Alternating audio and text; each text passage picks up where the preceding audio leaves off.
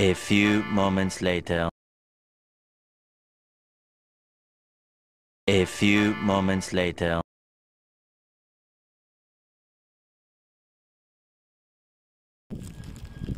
Yes, bwana, kuna hawa wasanii ambao mali zao ziliweza kuchomwa, ama kwa lugha nyingine ziliweza kuteketezwa. Bwana, wasanii hao itakuwa na kutajia mmoja baada mmoja, na pia video zao ambazo zinaonyesha kuwa vitu ambavyo vilichomwa nimekuwekea hapo mbele. Bwana, wasanii hawa ni kiwemo Billnass, nadhani unamfahamu Billnass mtazamaji. Na pia kuna msanii mwingine anajulikana kama vile Shilole ambaye anamiliki Shishi Food, hoteli moja kubwa. Na pia kuna msanii mwingine ambaye anajulikana kama vile Juma Jux, mume wake Priscilla huyu. Juma Jux unamjua? Yes, bwana, idadi ya wasanii walioathirika na maandamano haya sasa hivi imefikia 3 tu, lakini nitazidi kujulisha ikiwa idadi imeongezeka. Zidi kuwa na mimi kwenye channel hii ya Umbea Media TV. Bwana, idadi sasa hivi imefikia wasanii 3 wameweza kuathirika na maandamano haya ambao yamekuwa yakifanyika nchini Tanzania kwa wananchi wenye hasira sana ambao wanapinga uchaguzi huu mkuu wa urais wa 2025. Bwana, maandamano haya yamechukua siku karibia 4 mpaka sasa hivi. Zimepita siku 4, sasa hivi siku ya 5 kidogo yameweza kupungua. Hasa idadi ya wasanii waliochomewa vitu vyao ama waliochomewa mali zao ikiwa ni wasanii 3. Bwana, nitakutajia msanii wa kwanza na nikueleze jinsi ambavyo alivyoathirika kutokana na maandamano haya hadi msanii yule wa 3. Bwana, msanii wa kwanza anajulikana kama vile Billnass. Bwana, Billnass nadhani itakuwa namfahamu huyu. Billnass ni mtu fulani hivi, msanii mkubwa Tanzania, na ili uweze kumjua zaidi ni mume wake Nandy huyu. Anajulikana kama vile Billnass, wengine wakimuita Nenga.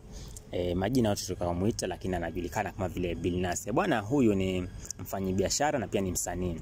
Unajua lazima ukiwa msanii pia ukuwe na biashara.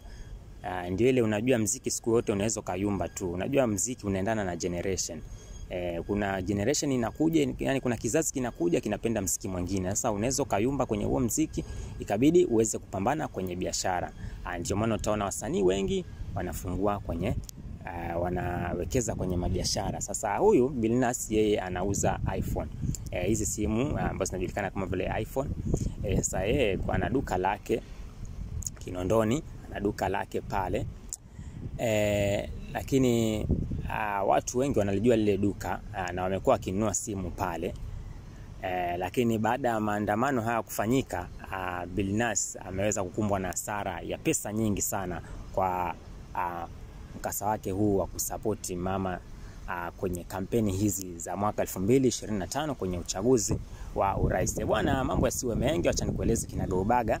Duka lake limeweza kuchomwa kabisa, likateketea kila kitu, hamna hata simu moja ambayo imebakia. Bwana, kuna wahuni wengine wamekimbia na simu, lakini wengine pia wameweza simu zingine zimeweza kubakia pale na zikaweza kuteketezwa. Bwana, msanii Billnass kiukweli ameingia hasara sana, hasara kubwa. Bwana, tumzungumzie msanii mwingine ambaye anajulikana kama vile Juma Jux. Bwana, Juma Jux huyu nadhani unamfahamu, Mnyamwezi huyu, kwenye pamba zake zile zinazojulikana kama vile African Boy, akiwa na duka lake la kuuza nguo kalikali, yani kuuza pamba kalikali, almaarufu tunaweza tukaliita boutique. Sasa boutique ile ya Juma Jux, ukiambiwa boutique mtazamaji, ni boutique yenye full, yani viatu, mishipi, nguo, majinzi, shati, madera pia ya mama yapo hapa. Ni boutique kuna kila kitu, huwezi kosa pale. Bwana, wahuni wakaweza kuifikia, aseti wahuni bali wananchi wenye hasira ambao wanaandamana wakidai haki yao. Wakaweza kumfuata Jux, duka la Jux, na kulisalimia kidogo, kulisalimia kwa kulichoma mtazamaji. sababu Jux pia ni miongoni mwa wale wasanii waliokuwa wanamsupport mama kwenye kampeni zake, na pia wanasupport chama cha CCM ambacho kinaonekana kuwakandamiza sana wananchi, na hili jambo ndio ambalo halitakikani.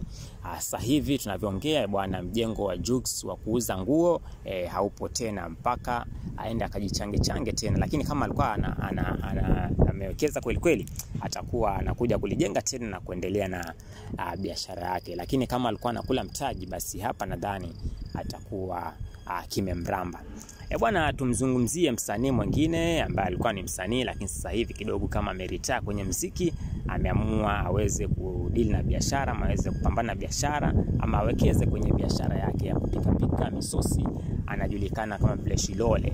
Shilole nadhani unamfahamu mtazamaji. Shilole sijui nikagonge nani, sijui nikagonge banana, huyo ndo anajulikana kama vile Shilole, aliimba na Baddest. Sasa huyu Shilole amekuwa akisupport mama, sio sana. Hatujamuona kwenye kampeni akiimba, lakini kuna kitendo fulani chake ambacho alikifanya na kikawachukiza watu wengi, mpaka kupelekea yeye hoteli yake kubwa ile ambayo inajulikana kama vile Shishi Food ikaweza kuteketezwa. Bwana, siku tarehe 29 aliweza kupost picha yake akiwa na kitambulisho chake, na hata pia akiwa na kadi yake ya kura akiwa ameshikilia, na kuonyesha kwa amepiga kura, kwa sababu ukipiga kura kidole chako kinawekwa kinawekwa kitu kama rangi hivi nyeusi. Sasa yeye Shilole akaweza kupiga picha akapost vile, alafu kwenye caption pale akaandika tayari nishampitisha mama. Sasa watu wakakasirishwa na kitendo hichi, wakaamua waweze kumfikia kwenye hoteli yake ile na kwenda kumsalimia, lakini sio kumsalimia kwa mkono bali kumsalimia kwa kitendo fulani. Wakaweza kuteketeza ile hoteli yake ambayo inajulikana kama vile Shishi Food. Sasa hivi bwana, Shishi Food ikaweza kuteketea hadi ikaweza kuisha kabisa. Bwana, hao ndio wasanii watatu ambao waliathirika, ambao biashara zao ziliweza kuathirika na maandamano haya ya Tanzania ya wananchi ambao wanadai haki zao zimekiukwa. Bwana, azidi kuwa na mimi mshikaji wako wa Umbea Media TV, nazidi kukujulisha habari nyingi kuhusiana na swala hili la Tanzania na swala hili la uchaguzi.